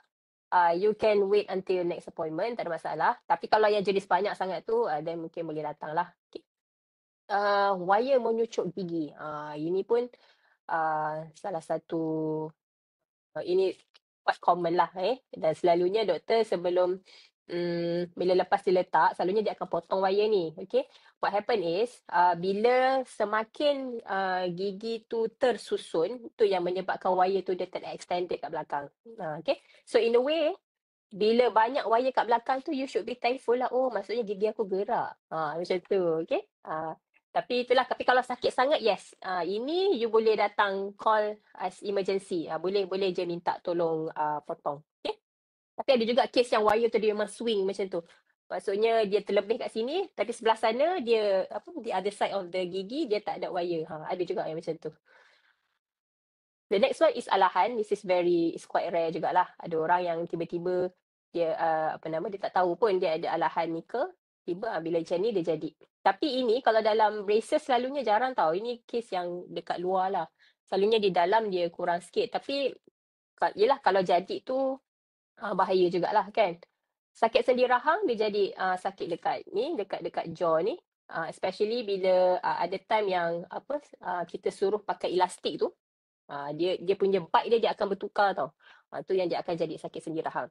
Satu lagi macam kes yang saya tunjuk untuk kanak-kanak tadi tu, yang appliance fungsi tu kan, yang untuk menggerakkan jaw ke depan untuk kanak-kanak. Bila dia pakai tu, dia punya gigi dia akan maintain terbuka tau. Itu yang sakit dekat sini. Tu selalunya bila saya bagi tahu patient untuk pakai, kita akan minta, sepatutnya dia orang kena pakai 24 hours. Tapi kita tak expect dia orang pakai terus 24 hours lah. Kita minta dia pakai slowly, gradually, sampai bagi jaw dia biasa. Okay, ini relapse. Ni lagi satu yang saya cakap tadi tu. Relapse, ini yang paling common. Paling selalu jadi sekali. Gigi tendency untuk kembali kepada kedua asal. Dia pun nak balik kampung. Okay, so semua kena pakai, so setiap patient kena pakai retainer bila dah habis. Okay, it's for life. Sebab tu saya kata, if you commit pakai braces, it's for life. Dia bukan macam bila pasang braces, buka braces habis. Tak. You tanyalah mana-mana orang yang pernah pakai braces, yang tak pakai retainer. What happens to their teeth? I can assure you, memang dia orang cakap gigi dia orang gerak. Sebab dia orang tak pakai retainer. Ini yang satu saya nak highlight lah. Okay. Alright. Okay. Dah nak habis dah. Okay. So kita balik kepada soalan yang asal tadi, rawatan ortodontik ni, trend ke keperluan? Okay. So berbalik pada ni lah, kalau ingat tadi, kita ada grading tadi tu kan, yang IOTN grade 1 sampai 5, yang saya kata dental health component tu. So kalau grade 4, 5, yes, for sure keperluan. Saya pun tak ada masalah untuk buat, dan saya rasa patient pun memang lebih seronok lah untuk buat. Kenapa kita highlight benda tu? Sebab kalau anda semua tengok pada risiko ortodontik tadi, dan juga perkara-perkara yang the commitment that you have to come every 6 weeks apa semua tu, itu yang saya cakap renyah tu. Okay, so kita nak make sure patient yang betul-betul perlu, betul-betul maksudnya towards the end of the treatment tu memang kita nampak significant changes. Memang daripada gigi yang crowding kita nampak dia line cantik, daripada gigi yang terbuka macam ni kita nampak dia macam ni kan. So memang nampak, berbaloi lah dia go through all that trouble dengan bayar mahalnya kan. Sebab tu kita layan grade 4 dan 5. So sekarang ni untuk grade yang 1, 2, 3 tu, yang 1, 2 tu tak perlu. 3 tu borderline. Borderline tu okey lah, kena boleh lah mungkin slow talk dengan dengan dentist ke pakar ke, mungkin boleh buat jugalah. Untuk yang tu, saya tak halang lah. Nak ikut trend boleh. Okay, tapi pastikan bukan semata nak cantik, perlu ada tujuan untuk menambah baik fungsi. Okay, sebab kita sebenarnya bila kita nak treat ni, kita bukan kita memang tak boleh layan lah kalau macam nak kata, nak cantik. Nanti kalau nak cantik macam tu, semua orang nak buat. Okay, menambah baik fungsi is the main tujuan. Okay, nombor 2, mampu ikut apa yang doktor arahkan. Ni yang tadilah yang saya sebut tadi tu. Nombor 3, sanggup hadapi risiko rawatan ortodontik. Dan 4, tahu bahawa ini adalah komitmen sepanjang hayat. Dan saya kata kena pakai retainer tu. Dan lagi satu, nombor 5, ini bukan, it's a harsh truth lah kan. Duit kena cukup. Okay. Sebab, kalau yang macam 4, 5 tadi tu, saya cakap tadi, dia berbaloi. Sebab, you bayar mahal and you can see the changes significant. Tapi kalau geng-geng yang, memang sangat sikit ni, bayar mahal tapi, I'm not sure, itulah macam saya nampak macam rugi. Tapi itulah balik pada patient lah. As long as you can follow, you boleh jaga kebersihan gigi semua tu, by all means, tak apalah, tak ada masalah. Okay. Tapi apa-apa pun, ini hanyalah orang kata, apa yang saya cerita hari ini hanyalah orang kata basic knowledge. Okay. Dan setiap orang berbeza kan, dia punya masalah dia punya treatment plan dia. So memang kena datang jumpa doktor gigi dan pakar ortodontik untuk kepastian. Okay. Okay, last slide insyaAllah. Ini kalau macam saya cakap tadi, siapa yang nearby nak datang buat rawatan ortodontik kat sini. Ini gambar ni kita kredit pada moderator kita. Moderator kita ni ambil gambar yang cantik, dia ambil. Terima kasih. Ini memang klinik kami lah. Alright. Jadinya kami ada 4 orang. Ada Prof. Madia, Dr. Norehan, Dr. Anis Farhan, saya dan juga Fatih. Jadi dia punya cara dia dapatkan surat rujukan daripada doktor gigi. Okay. Lepas tu, tapi sebenarnya kalau tak dapat surat rujukan pun tak apa. Kita orang kat sini setakat ni lah. Kita orang terima kalau anda nak terus hubungi nombor ni. 04 ni kat sini ni. Okay. Call terus kata saya nak buat rawatan ortodontik, saya nak jumpa pakar. Ini jumpa pakar terus ni. So nanti kita punya assistant akan dapatkan tarikh untuk anda semua. So nanti temu janji bersama pakar ortodontik untuk saringan pertama. So daripada saringan pertama tu nanti kita akan check dan kita akan bincang lebih lagi lah mengenai kos ke apa ke. Dan kalau perlu temu janji seterusnya akan diberikan. Okay. Alright. Jadi itu saja, almost tadi kata sejam lebih jugalah. Okey, ini ada sikit selingan lah. Kalau macam ini dekat belah kiri ni, kalau anda boleh scan, ini saya buat MOOC tau. MOOC apa lupa lah dia punya open learning, tak ingat dah. Untuk nak pakai braces. This is free.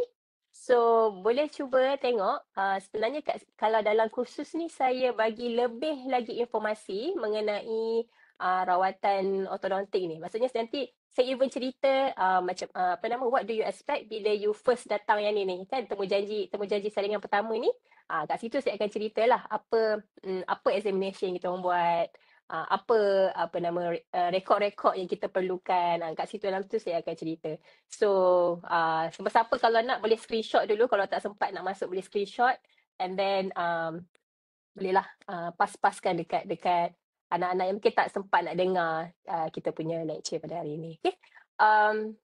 Rasanya itu saja, Dr. Fatih. Terima kasih banyak. Okey, terima kasih banyak pada Dr. Ayu ni. Okay, Alhamdulillah selesai sudah ceramah kita petang ni, tak sejam je ambil masa. Tajuk dia rawatan ortodontik, trend atau keperluan. So, terlebih dahulu saya nak ucapkan jutaan terima kasih kepada Dr. Nur Ayuni Ahmad Syafi'i atas kesudian beliau meluangkan masa dan berkongsi ilmu serta pengalaman yang sangat berharga bagi saya dan untuk kita semua pada petang ini. Penyampaian beliau ni padat, jelas dan penuh dengan maklumat, pastinya memberikan banyak manfaat kepada kita semua. So, antara saya ulang balik lah, kita buat summary 1 jam kan, mungkin ada yang terlepas pandang, ada yang masuk lambat. So, antara perkara penting yang Dr. Ayuni sentuh dalam ceramah tadi termasuklah definisi rawatan ortodontik, jenis-jenis maloklusi gigi. So, lepas ni kita dah tahu dah jenis maloklusi gigi kita macam mana. Saya nak cakap dengan doktor nanti boleh action sikit lah. Doktor, saya ada overjet, saya ada overbite. So, kita tahu awak faham apa masalah yang awak ada. Pilihan-pilihan rawatan ortodontik yang ada daripada appliance tetap ataupun braces yang biasa tu. Appliance boleh tanggal, removable appliance, sehinggalah kepada penggunaan teknologi yang terkini seperti clear aligner, appliance yang boleh tanggal, 3D dan juga 3D imaging. Dr. Ayuni juga menekankan bahawa rawatan ortodontik ni bukanlah semata-mata satu trend untuk kelihatan cantik, tetapi dia perlu berasaskan kepada keperluan klinikal serta pemahaman pesakit terhadap risiko, kos dan juga komitmen jangka panjang. Dr. Ayuni juga berkongsi peranan penting yang perlu dimainkan oleh pesakit dalam memastikan kejayaan rawatan. So, kejayaan rawatan ni bukan bergantung pada doktor pakar ortodontik sahaja. Patient pun plays an important role. Antaranya, patient sendiri kena menjaga kebersihan mulut, temu janji tak boleh miss langsung, dan juga mengikuti arahan rawatan yang telah ditetapkan oleh pakar. Okey, dengan itu saya ingin buka ruang kepada para hadirin sekalian untuk bertanya sebarang soalan di chat box. Saya tengok kat sini pun dah ada banyak soalan ni. Dr. Ayuni, get ready. So, Bolehlah, kita jawab kita sama-sama. pergi. Okey. So, soalan yang sebenarnya yang biasa patient kita tanya jugalah. Salam daripada Nick. Salam doktor, terima kasih atas perkongsian. Saya ada soalan. Biasanya kenapa terjadi masalah susunan gigi? Contohnya crowding atau spacing. Oh, okey. Asal tadi yang ni saya cerita dah kan dekat gambar yang Ya. setiap masalah malocclusion tadi tu. Crowding ni selalunya adalah crowding ni ketidakseimbangan antara saiz gigi dan juga saiz arch tu. Dia tak ada keseimbangan. Maksudnya katalah ada yang gigi besar tapi arch dia kecil. Ada yang bila jadi macam tu dia jadi crowding lah sebab gigi banyak, dia nak menempatkan dalam ruang yang kecil tu, so dia jadi crowding. Tapi kalau arch besar, gigi kecil, dia jadi spacing kan, ruang banyak. Itu satu. Ada juga sebab bilangan gigi tak cukup. Gigi kita kan ada berapa? 32. So kalau kurang ataupun lebih, dia akan jadilah crowding dan juga spacing tu. Tu yang nanti kena datang. Selalunya bila first time datang ni kita akan check lah bilangan gigi. Tu yang akan menentukan dia punya faktor crowding atau spacing. Okay, next question. Salam doktor, apakah penunjuk atau simptom yang boleh dikenal pasti dari awal yang menunjukkan keperluan rawatan ortodontik pada kanak-kanak? Nak tahu macam mana kita nak tahu kanak-kanak ni dah Okey, perlu rawatan. selain daripada gambar yang saya tunjuk tadi tu, gambar yang semua-semua tadi tu, yang lagi satu ialah mungkin dari segi tempoh gigi diorang tumbuh. Sebab sometimes benda tu boleh menyebabkan kalau dia tumbuh lewat, kita mungkin boleh query, gigi ni terbenam ke ataupun ada something else yang memblokkan gigi tu untuk keluar. So kalau benda tu dibiarkan, dia boleh menyebabkan gigi tak tersusun lah nanti. So itu adalah salah satu yang mungkin boleh ni. Sebab tu kita selalu sarankan yang datang cek gigi selalu tu. Sebab bila saya saya bolehlah bagi tahu kat patient, oh nanti gigi ni lambat nanti. Macam mana patient nak tahu, betul tak? Patient tak tahu gigi mana lambat lah apa benda ni. Sebab itu pentingnya pemeriksaan berkala ni. Bawa je walaupun nampak macam gigi anak-anak anda macam dia orang tak ada masalah. Nampak macam okey tapi bawa je. So maybe yearly. Sebab selalu kan kempen yang KKL selalu buat datang lawat setiap birthday kan. Bila birthday ingat gigi. So mungkin you can do that as well. So bawa je lah pergi check. Sebab saya faham sekarang masih boleh kata macam tu. Tapi of course patient tak tahu gigi mana yang sepatutnya keluar at certain age kan. So bawa lah untuk pemeriksaan gigi. Okey. So kalau saya boleh tambah, sepatutnya kita bawa anak kita cek gigi ni seawal gigi susu tumbuh lagi. Betul? Sebab masa tu pun kita dah boleh detect kalau ada masalah ke, ataupun kalau tak ada masalah, doktor yang check tu boleh bagi advice. Kadang-kadang kita akan bagi sapuan varnish. So benda-benda ni akan boleh tolong menguatkan gigi lah.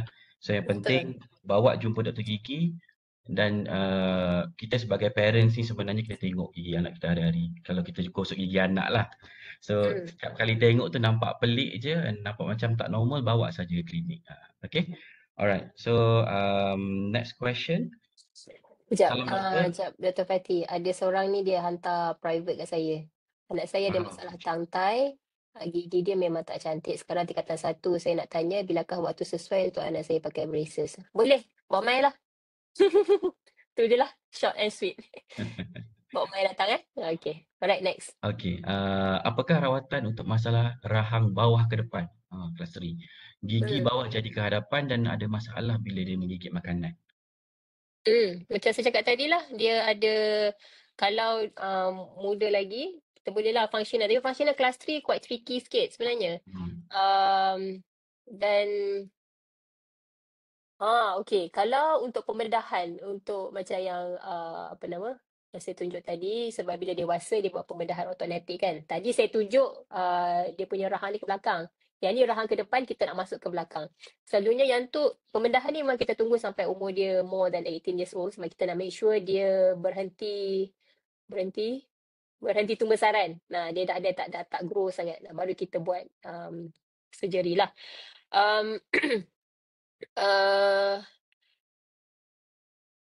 Dia ada kena, itu saya kata tu kena datang lah. Sebab sometimes ada yang masalah rahang ni yang kita boleh betulkan dengan gigi sahaja. Tapi sebenarnya rahang tak ni lah, dia macam camouflage. Dia bukannya true pembetulan rahang, tapi bila kita betulkan gigi, dia nampak macam kita betulkan rahang. Ada kes yang memang tak boleh, dia memang kena pembedahan juga. Tu yang nak kena datang buat pemeriksaan lah. Okay. So soalan yang kemudian ni saya rasa Dr. Ayu ni dah jawab, sebab dia tanya sebelum slide. Pasal retainer tu keluar. Salam doktor, kata lepas buka braces gigi akan kembali sengit kalau tak pakai retainer. Sejauh mana kebenaran? Saya jawablah. Betul, confirm. Tak pakai retainer seminggu, minggu depan dah tak boleh nak pakai balik dah retainer. Sebab gigi dah memang akan bergerak. Tambahan lagi kalau at start tu your case is severe lah. If you have macam banyak gigi susunan yang terlalu complicated, ada banyak rotation, ada banyak spacing. So kalau tak pakai retainer, saya jamin selepas seminggu tak boleh pakai dah. So maksudnya gigi akan bergerak. Guideline sekarang ni, kalau ikutkan guideline terbaru, sebelum ni kita nasihat patient pakai 6 bulan. Lepas tu kita tak cakap apa-apa dah. But now every time kita bagi sepanjang saya training lah. Sekarang ni habit ataupun protokol kita akan bagi tahu dekat patient. Kalau doktor, berapa lama nak pakai retainer? Saya akan cakap sampai awak rasa gigi tu masih dalam kedudukan asal. So sampai bila-bila lah. So kalau awak rasa masih nak keadaan sama macam masa mula-mula buka braces, retainer wajib ada. Cuma itulah, retainer ni benda yang removable, yang kita akan buka dan simpan. So banyak kes hilang, patah. Problem patient-patient yang saya perasan is bila patah ataupun hilang, dia tak secepat mungkin buat yang baru. So kalau patah, hilang, cepat-cepat pergi ke klinik tempat yang asal kita buat braces tu and then buat retainer yang baru lah. Hmm. Okay, memang mahal tapi nak buat macam mana, salah kita sendiri, tak ada. Tapi kadang-kadang ada je klinik-klinik lain yang offer retainer pun boleh je. Tak Ada, perlu dia pergi tak klinik okay, yang tak ni pun. semestinya ke klinik asal, ke Hmm. klinik. Sekarang saya rasa every private clinic pun dah Ada dah kan? sediakan Yes. khidmat ni lah. Yes. Cuma mungkin mahal sedikit compared to kalau kita buat dekat kerajaan lah. Okay, Betul. so saya akan terima lagi dalam 3-4 soalan. Ada soalan yang saya memang ni lebih menarik lah. Salam doktor, berapa lama tempoh waiting list untuk rawatan braces kat PPT? Ni soalan favorite. Berapa lama Okay, kat waiting sini list? kita ada dua lah. Satu waiting list ni saya bagi ni dalam 2-3 tahun saya sebut. Saya kata kat patient saya 2-3 tahun. Tapi di IPPT ni kita ada offer juga. Kita ada dua cabang. Satu masuk dalam waiting list, satu lagi kalau rasa tak nak masuk dalam waiting list tu, kita ada offer lah. Yang lagi satu kita panggil executive health service. Kita panggil private wing punya section.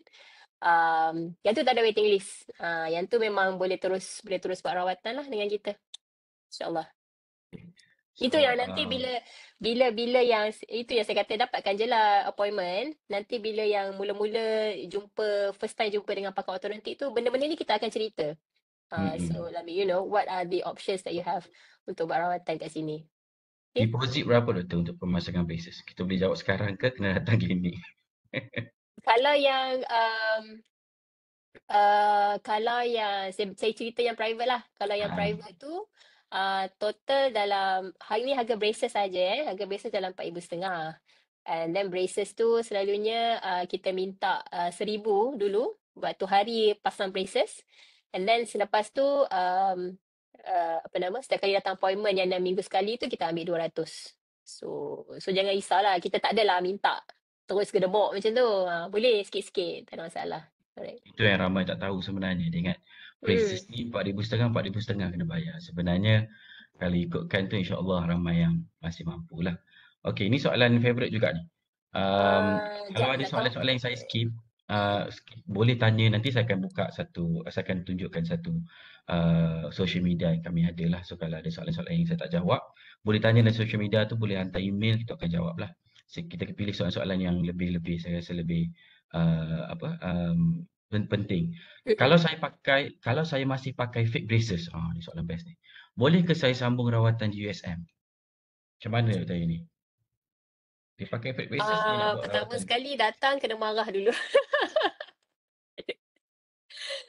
kena Dadah kena telinga dulu tazkirah lah, dulu. dadah telinga dulu. Tak adalah ya. Tak ada.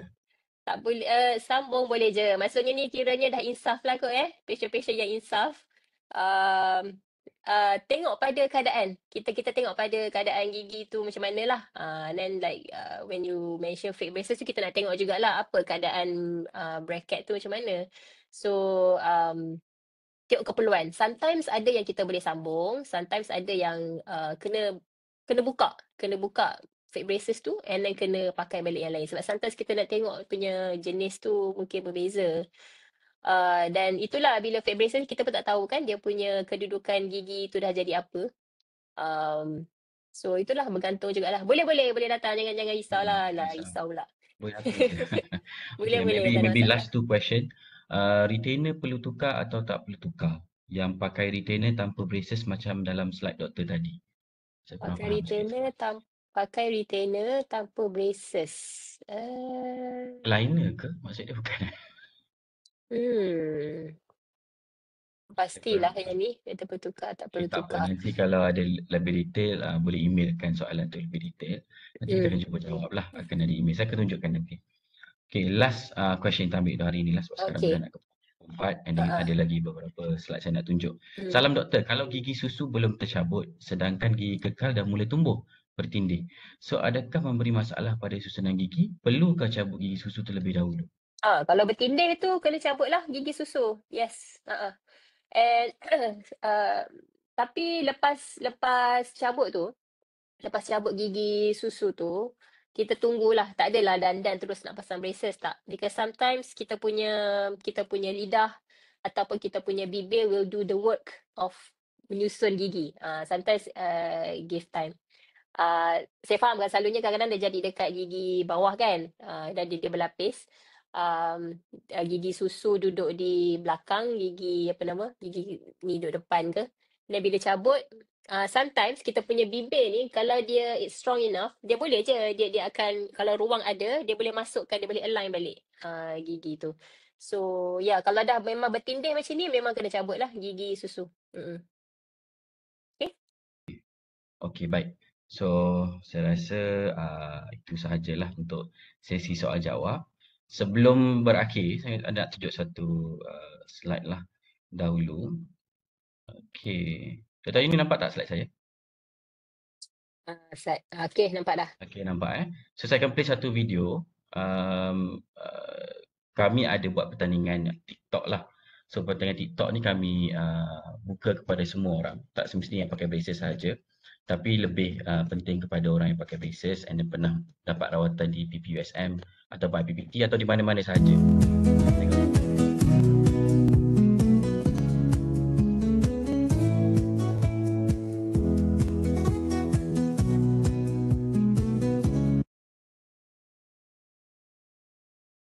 Kejap, sorry ya. Macam sangkut pula tu. Siapa? Takut kejap Saya Alah, cuba baru lagi nak feeling. sekali.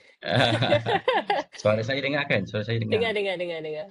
Okey, saya cuba lagi Okay, sekali. lagi sekali. Sekejap. Lagi sekali. Okey, sekali.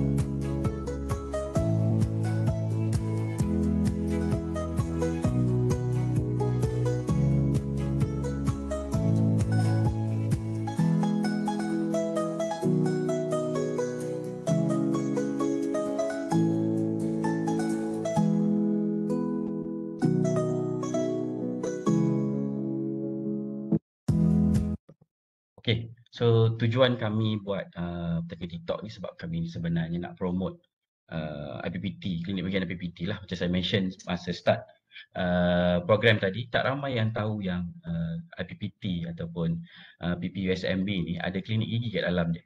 Okay, sebab orang takut tengok kat depan nama Institut Perubatan dan Pergigian Termaju. So, semua orang takut nak masuk. Padahal kita ada klinik pergigian awam. Maksudnya kita ada servis yang subsidized pada government. So rawatan sangat-sangatlah murah. Yang akan merawat tu Dr. Gigi Bertauliah, kita ada ramai doktor pakar. So awal-awalnya video TikTok ni kita fokus kepada yang pakai braces dekat PBT lah. But sebenarnya dibuka kepada semua. Tak semestinya pakai braces.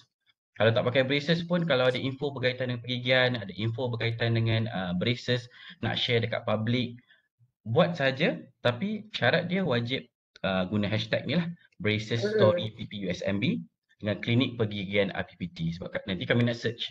So tarikh tutup dia 31 Mei. 31 Mei kami akan tengok mana-mana video yang mendapati, akan ada pemarkahan.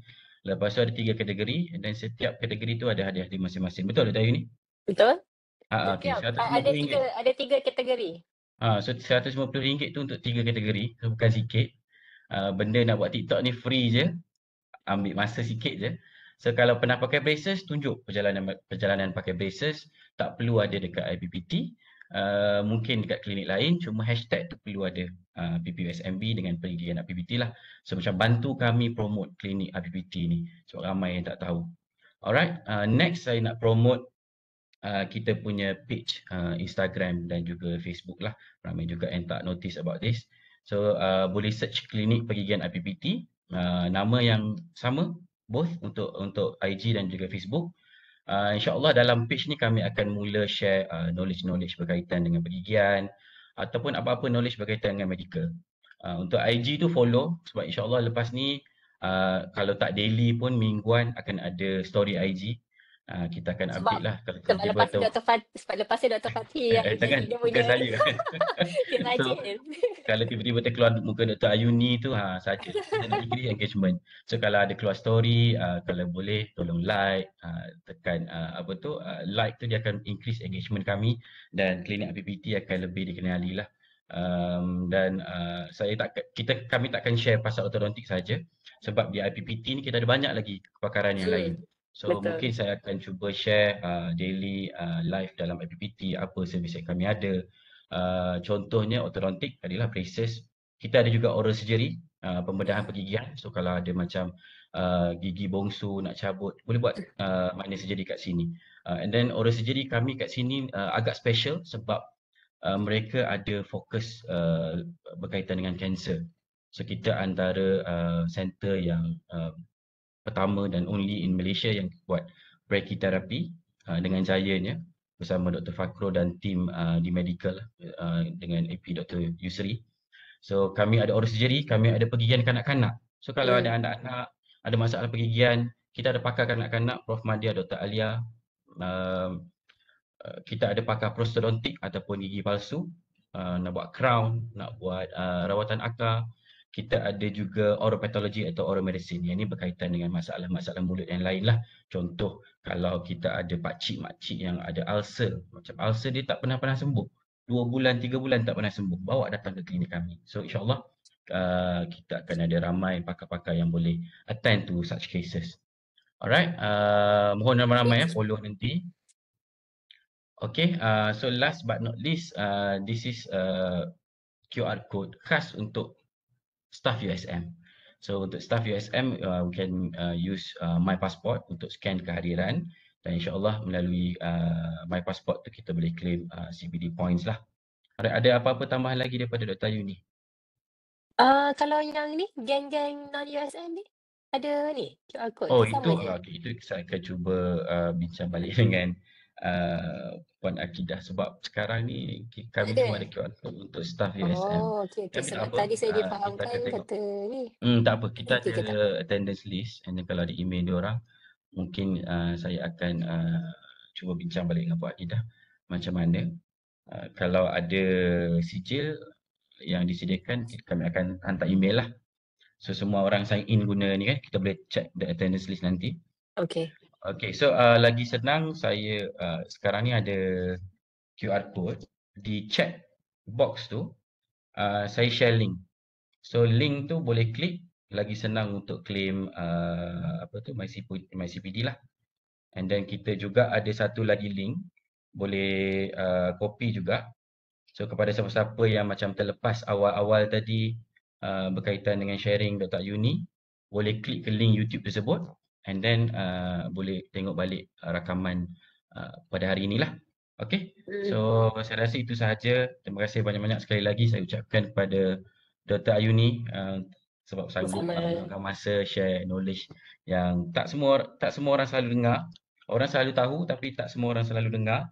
Ya. And terima kasih kepada tim-tim yang menjayakan program pada hari ini dan akhir sekali kepada semua hadirin lah. Terima kasih banyak. Saya tengok tadi ada 156 orang hari ini. Ramai. So Alhamdulillah. alhamdulillah kita nampak masyarakat kita sekarang ini lebih peka dengan hal-hal berkaitan pergigian lah. InsyaAllah ada rezeki kita akan buat lagi session macam ni.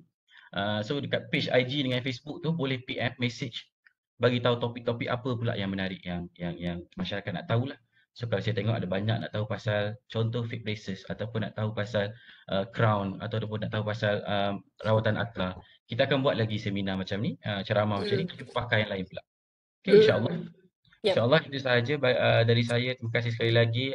Kita sudahi ceramah kita hari ini dengan wabillahi taufiq wal hidayah. Wassalamualaikum warahmatullahi taala wabarakatuh. Waalaikumsalam. Actually dapat tau, cuma memang tak ada yang non-USM ni sebab tadi saya difahamkan akan bagi QR code untuk yang non-USM. QR code untuk USM ada doktor, untuk yang non-USM saya tak ada. Ya. Kita cuba tengok macam mana. Tapi Mungkin hebat kena dapatkan list dulu ke? List nama dia apa? Tapi kalau dalam attendance ni boleh Dia dapat Attend, ke dia punya email? setakat ni tak dapat doktor. Kan?